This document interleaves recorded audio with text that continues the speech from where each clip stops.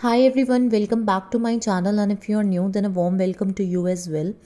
So today in this video I'm going to discuss about the play A Dance of Forest by Bole Soyinka. This is part second of the topic. Part 1 has already been uploaded. In the part 1 I have explained you about the story. In the part 2 I'm going to explain you about the notes. Whatever I have written I'm going to explain all those things to you. So to start with, this play was for the first time performed during Nigerian Independence Day celebration in 1960. 1960 it was performed for the very first time during Nigerian Independence Day celebration, and after 3 years from that, in 1963, this play was first published. Okay, so it was published in the Black Orifice magazine. The play begins with a dead man and dead woman emerging from their burial in a forest. Play की जो शुरुआत होती है वो कैसे होती है? Dead man और डेड वुमेन अपनी कब्र में से बाहर निकल के आते हैं फॉरेस्ट में. They seek justice for their past life torment by emperor Mata Kharibu and his queen Madame Tortoise. Past life में इन एम्परर माता खारिबू ने और वहाँ की क्वीन मैडमे टॉर्टाइस, मतलब जो राजा था वो माता खरीबू और क्वीन मैडमे टोटाइस ने पास्ट लाइफ में पिछले जन्म में डेड मैन और डेड वुमेन के साथ कुछ गलत किया होता है, तो उनके साथ टॉर्मेंट मतलब फिजिकल या मेंटल सफरिंग, तो उस उनके साथ जो गलत होता है उस चीज़ के जस्टिस के लिए वो लोग दोबारा जन्म लेते हैं और मतलब पृथ्वी पर आते हैं जस्टिस सीख करने के लिए, न्याय की तलाश में. Aruni and god sense characters from different backgrounds to learn about their past life and atone for their since.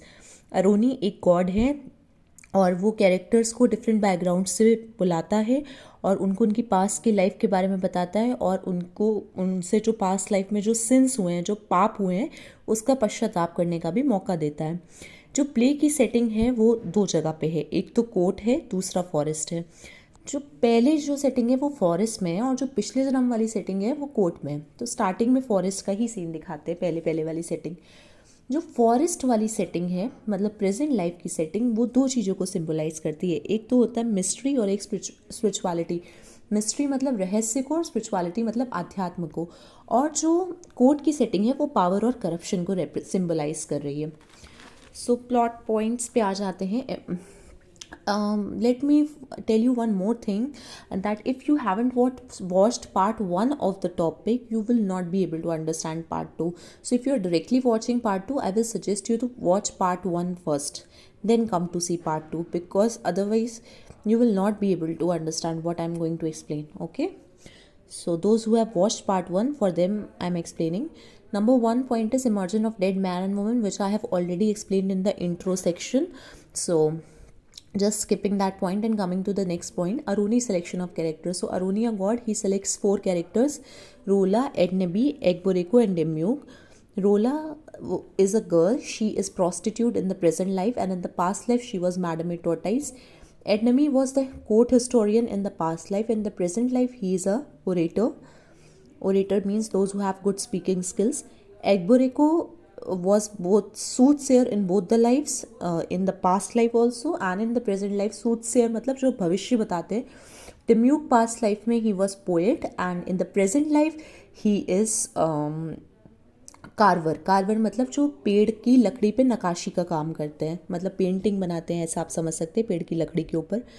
फिर नेक्स्ट पॉइंट है कॉन्फ्लिक्ट विद इश्रो. तो अच्छा सॉरी, ये पॉइंट मैंने पूरा एक्सप्लेन नहीं किया. तो ये जो चारों लोग थे ये अपनी पास्ट लाइफ में इनसे जो गलत हुआ उन सिंस की माफ़ी मांगने के लिए आए थे वहाँ पर, जहाँ पर एनुअल फेस्टिवल मनाया जा रहा था फॉरेस्ट में. फिर इश्रो जो है वो प्लांट स्पिरिट है और इश्रो जैसे ही इंट्रोड्यूस होता है इश्रो का कैरेक्टर, वो आते ही आते इल्ज़ाम लगा देता है डिम्यूक पे कि तुमने अपने अप्रेंटाइज मतलब अपने शिष्य और मेरे फ्रेंड ऑरिमोल को मारा है, और उस चीज़ का उसके ऊपर इल्ज़ाम लगाता है. फिर flashback to the court of Mata Kharibu. The play shifts to the past revealing the dead man refusal. फिर जो इस पॉइंट में क्या बताया गया है कि प्ले पास्ट में शिफ्ट हो जाता है और पास्ट में क्या होता है, माता खारिबू के कोर्ट में चला जाता है और वहाँ पर डेड मैन वॉर करने से मना कर देता है. वॉर करने से डेड मैन क्यों मना करता है? क्योंकि अनजस्ट रीज़न की वजह से वॉर था. जो माता खारिबू की जो क्वीन है मैडमे टोर्टाइस, उसको जो किंग था वो चुरा के लाया था. वो उसकी खुद की बीबी नहीं थी तो उसको वो चुरा के लाया था. तो और उस जिस राजा से चुरा के लाया था वो राजा वॉर करना चाहता है. तो इसलिए डेड मैन जो पिछले जन्म में वॉरियर था उसने मना कर दिया वॉर करने को, क्योंकि ये एक अनजस्ट रीज़न था कि एक तो आप किसी की वाइफ को चुरा के ला रहे हो और ऊपर से कह रहे हो वॉर करे इस बात पे, तो उसने मना कर दिया। तो ये फ्लैशबैक में चली जाती है स्टोरी। उसके बाद फिर क्या होता है, इंक्लूजन ऑफ सिविलाइजेशन, ये पॉइंट को भी हाईलाइट किया गया है प्ले में कि जो ह्यूमंस फॉरेस्ट को डिस्टर्ब कर रहे हैं और जो सिविलाइजेशन की वजह से सभ्यता की वजह से जो नेचुरल लाइफ बिगड़ती जा रही है, तो उस बारे में बात हुई है। फिर फॉरेस्ट हेड के स्ट्रगल के बारे में बात हुई है। Forest head fights against the encroachment of soul deadening habits, highlighting the struggle between nature and human influence. मतलब फॉरेस्ट हेड भी ये स्ट्रगल को हाईलाइट करता है कि नेचर और ह्यूमन इन्फ्लुएंस में जो स्ट्रगल है, मतलब जो ह्यूमन्स है वो नेचर को किस तरीके से डिस्ट्रॉय करते आ रहे हैं, उस बात को काफ़ी हाईलाइट किया गया है। फिर ओबेंजी रेवोल्यूशन, ओबेंजी जो है वो फॉरेस्ट हेड का नाम है। Obaneji the forest head reveals his true identity, वो सबके सामने अपनी ट्रू आइडेंटिटी लेके आता है। And invites a character to join in a welcome dance for dead man and dead women. और डेड मैन और डेड वुमेन का जो वेलकम डांस होता है, उस वेलकम डांस के लिए कैरेक्टर्स को स्टेज बुलाता है स्टेज पे और कहता है कि तुम इनके लिए वेलकम डांस करो।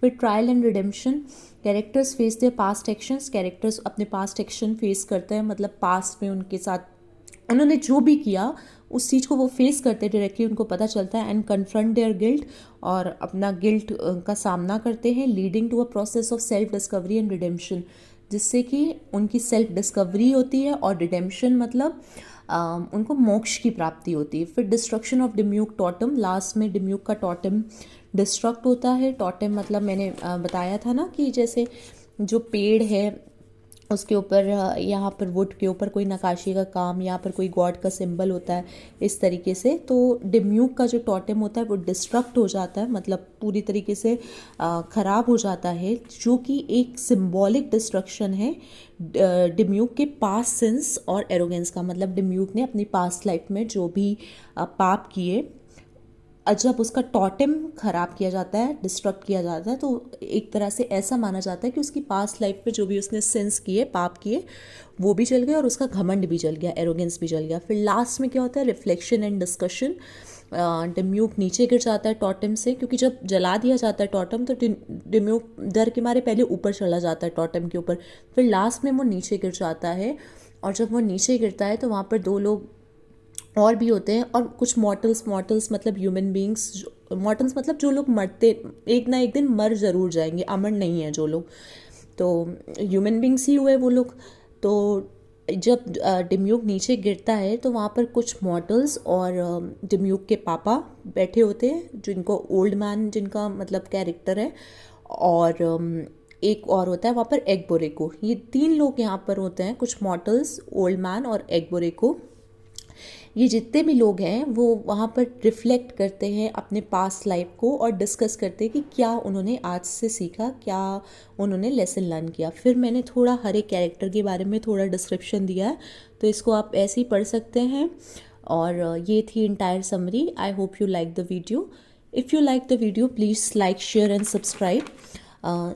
देखिए ये मेरी स्टार्टिंग है, और अगर आपको सच में समझ में आता है और मेरे नोट्स आपके लिए हेल्पफुल होते हैं तो प्लीज़ मेरी रिक्वेस्ट है कि आप वीडियो को लाइक करिए, क्योंकि अगर आप लाइक करते हैं तो मुझे और मोटिवेशन मिलेगा आगे टॉपिक्स पे वीडियो बनाने का, जो आपके लिए भी हेल्पफुल रहेगा और मेरे लिए भी अच्छा ही है। So thank you so much for watching, keep supporting, bye bye.